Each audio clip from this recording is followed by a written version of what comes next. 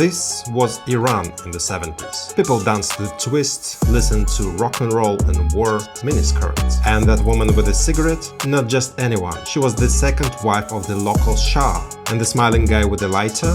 That was the Shah himself. But in today's Iran, the country's leader looks very different. Women aren't wearing bright miniskirts. They're dressed in classic Muslim dress. And instead of practicing Western dancing or singing, sometimes they're training like this, with guns. How did a country that was clearly heading toward Westernization and Americanization end up turning into a strict Islamic republic? How come Iran suddenly went from being an ally of the United States, the United Kingdom and even the USSR to a complete international outcast? And most importantly, why are there anti-government protests in Iran again, and where they could lead?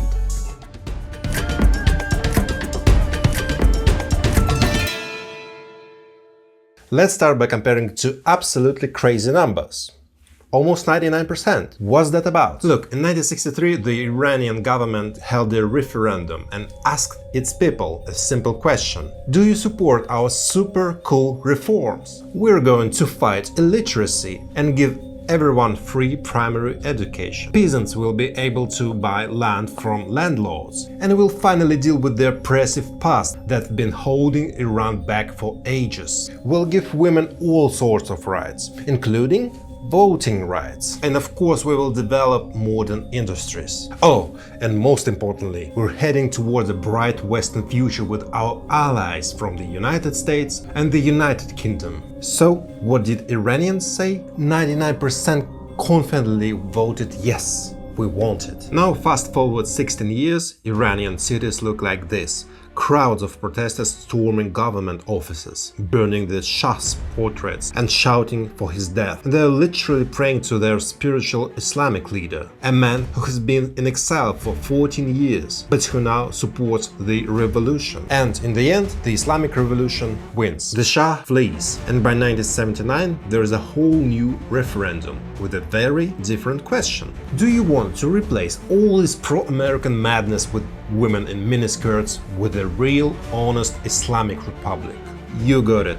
99.3% of voters once again said yes. And on the surface it seems like Iran spent 16 years walking a hardcore pro-Western path, got disappointed, and now just wants something traditionally Iranian. Makes sense, yeah, but not really. Iran's population in 1963 was about 23 million, and only 5.5 million voted for those pro-Western reforms, less than a quarter of all Iranians. But the authorities said 99% support us. Convincing, yeah? Sure. By 1979 there were already 37 million people living in Iran, and over half of them, 20 million, voted for the Islamic Republic. But once again the authorities used that extra convincing 99% figure. You feel that, right? In reality, both sides only wanted to appeal to their hardcore audiences and didn't give a damn about the rest. So how did Iran first fall into the arms of the West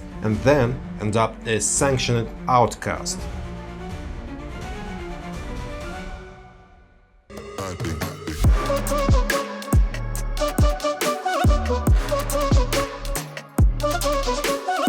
Iran, or Persia in the past, had been a monarchy for 2,500 years, right up until 1979, so obviously traditions were always going to run deeper than any new reforms. In the modernistic royal palace, we're privileged to see the young Queen Fawzia with her husband, the 22-year-old Shah of Iran. The last Shah came to power in 1941, exactly at the moment when Soviet and British forces occupied Iran. The British general and the Russian divisional commander exchange courtesies, and a friendly spirit soon springs up between the men of the Soviet and the contingent of Empire troops. Why did they do that? First reason, the Allies, who were at war with Germany, needed access to strategic oil reserves, and Iran had a ton of it. To give you some perspective, today Iran has 2.5 times more oil than Russia or UAE, 4 times more than the United States. Basically, Iran ranks third in the world, just behind Saudi Arabia and Venezuela. Second reason, the country's geography is incredibly advantageous. During World War II, the Soviet Union received a third of all its land-lease aid, meaning military and humanitarian support from the United States via the Trans-Iranian Railway. The toast is given to the defeat of Nazi Germany. For victory, Zapatero. And yeah, you've probably heard that it was Tehran where the historic 1943 summit of the anti-Hitler allies took place, Stalin, Churchill and Roosevelt. But the truth is, people in Tehran don't really like remembering that meeting. Why? Because let's be honest, their country was under occupation by those very same allies. After the war, the British and Soviets did pull out of Iran, of course. But nobody left behind their hunger for Iranian oil. And here's the interesting example. As soon as one local prime minister tried to nationalize, meaning take back Iran's biggest oil company, the one that rightfully belonged to Iran for the first place, the Americans and Brits, what did they do? Exactly. They sent their agents, overthrew the rebellious prime minister, and the oil company ended up being split between BP, Shell and Big American 5. And a small slice for the French. And what did Iran get? A 25-year contract and 50% of the net profits. Some might say, well, that's not bad, but I'd say this. It's Iranian oil, and yet it's foreigners coming in, extracting it on their own terms. Oh, right, to make sure no local prime minister with bright ideas tried to return Iran to the Iranians, the Brits and Americans bet on the Shah. He hadn't made much noise during the occupation, so let him rule. And if local Iranian parliament got in his way, just dissolve it. The main thing was to keep those favorable conditions intact. The West gets the oil, Iran gets the money and a few tech crumbs, and the Shah gets palaces. After all, he's a Shah. And honestly, what's so bad about that? Thanks to the oil money, the Shah kicks off real reforms. Just look at Tehran in 70s. People even called it the Paris of the East. Foreign cars all over the streets. Here comes a Volkswagen Beetle, here's even a Soviet Volga, that one looks like a Ford. The shop windows look stylish and modern. People in bright clothes, fashion magazines featuring Iranian beauties on the covers, women were teaching in schools and passing laws in local parliaments. Hundreds of thousands of Iranians were studying at Western universities. But in reality, these changes in the capital didn't benefit everyone, not even close.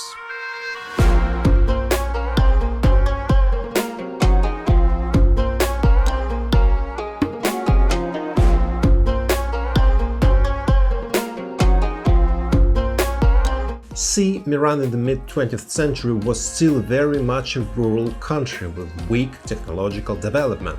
Like I said, the Shah realized this, so he started reform. And on the one hand, villages started getting new equipment, productivity improved. But on the other hand, there was just no longer any need for so many peasants and laborers in the countryside once tractors and harvesters showed up. So what happens? Millions of poor Iranians moved to the cities, chasing a better life. But the cities weren't exactly ready for them. There was no industrial boom or Chinese-style miracle. Sure, some factories were being built, like joint ventures for French car makers, Peugeot, Renault, Citroën, but there was no massive acceleration like in the Soviet Union or later in China. As a result, Tehran started growing slums. Most of the newcomers had no jobs, no decent housing, no money, no entertainment. But radical ideas from the preachers, those worked on them just fine. The poor started protesting and demanded to throw out the reforming Shah and all that Western lifestyle they saw around them but never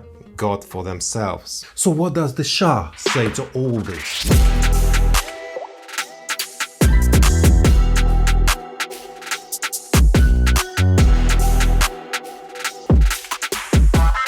In 1971, he decides to go big and celebrate 2,500 years of the Persian Empire.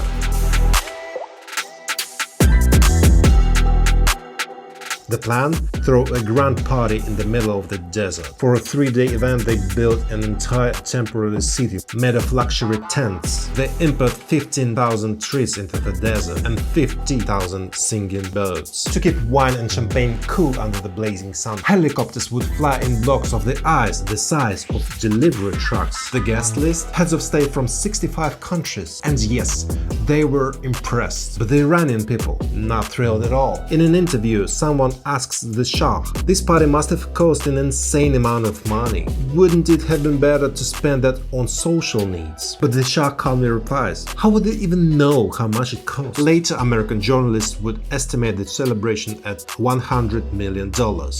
In today's terms, that's over $600 million. What really annoyed people wasn't the lavishness itself, but the fact that the party wasn't for Iranians. It was a show for outsiders. And the real problem with the Shah wasn't that he chose the wrong kind of Western development. It's that his regime was plain bad at running the country. It was corrupt. It ignored real problems. While the economy was growing, people more or less tolerated it. But once growth came to a halt by the end of the 70s, the pro-Islamic forces played their cards smart. They tapped into the frustration of dissatisfied, poorly educated people and sold them the idea of a traditional Islamic state, where everyone would supposedly be better off. But from that point on, things only got worse for Iran. Year after year, sanctions started piling up. Sanctions. Tensions between Iran and the US. Sanctioning Iran. Sanctions against the Iranian regime. And up until February 2022, Iran held the global record for most sanctions.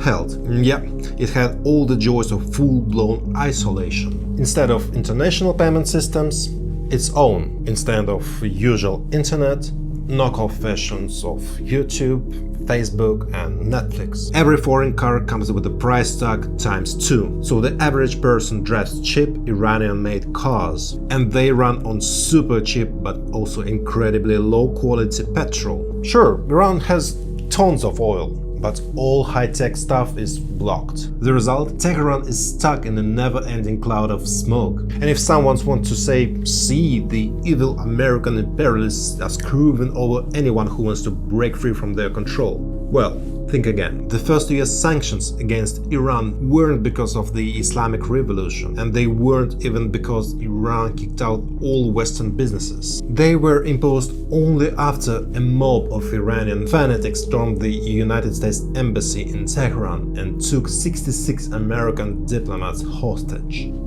Why? Because they wanted the United States to hand over the Shah, who had fled the country. He actually died in Egypt in 1980, and most of those hostages, they were held until January 1981. The economic result of Iran switching from a Western model to its own Islamic system, it can be summed up with a few simple numbers. In 1978 and in 1979, Iran produced 6 million barrels of oil per day, and today, if they're lucky, they might extract and sell under 3 million.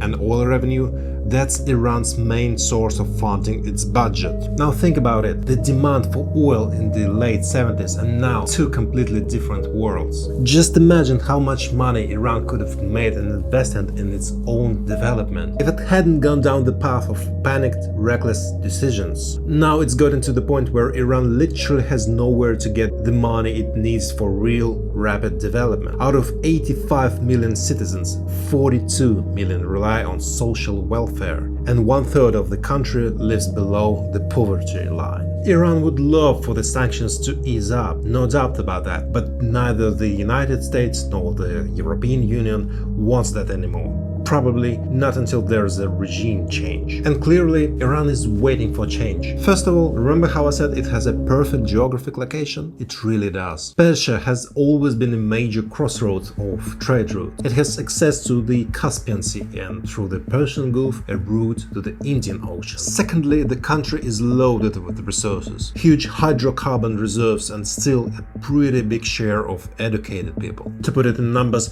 according to statistics, around 150 to 180,000 skilled professionals emigrate from Iran every year. But why does that happen? Because thinking people don't just want money. The real question is, what kind of opportunities does the country offer them? The chance to get killed for wearing your hijab the wrong way? protests in Iran growing for a ninth day. People continue demonstrating the death of a woman in police custody. Iran's morality police beat and killed a 22-year-old Iranian woman simply because of how she was wearing her hijab. In response, women across Iran start symbolically cutting their hair and taking off their headscarves in public. Men joined the protest too, demanding a change in leadership because they realized it could be any of them. But of course, no government ever rushes to replace itself. They're used to cracking down on protests the same old way, brutally and with a system. For example, the government triples fuel prices. People take to the streets, and what's the response? The usual. The government blames foreign enemies and shuts down the internet for several days or even a whole week. That kills the momentum, and government crushes the movement with blood and bullets. And the whole topic goes quiet until the next time someone in power screws up. So what you get is Iran as yet another country trying to invent its own special path and hitting a dead end. And each time it happens in a new way. The Shah, for whatever reason, tried to drag a conservative, rural, Islamic society into Western lifestyle. And in the end, he lost touch with reality. He didn't see that not everyone was celebrating this change. Some people were just plain hungry. And you remember, you can't teach democracy a hungry person. As for the current leadership, it's clearly afraid to loosen its grip and give society more freedom. But that society no longer wants to live in isolation. And that's not just about Iran. The development of any country is, in some ways, like the development of a person, a child. At first, they need protection, guidance, someone to steer them toward the right opportunities. Remember how the Shah reformed agriculture, but forgot to give any kind of opportunity for those who left it behind. And later, when overprotection and control got too far, just pushes people away. And at that point, you have to give them the freedom to make their own decisions. Thank you. Good night.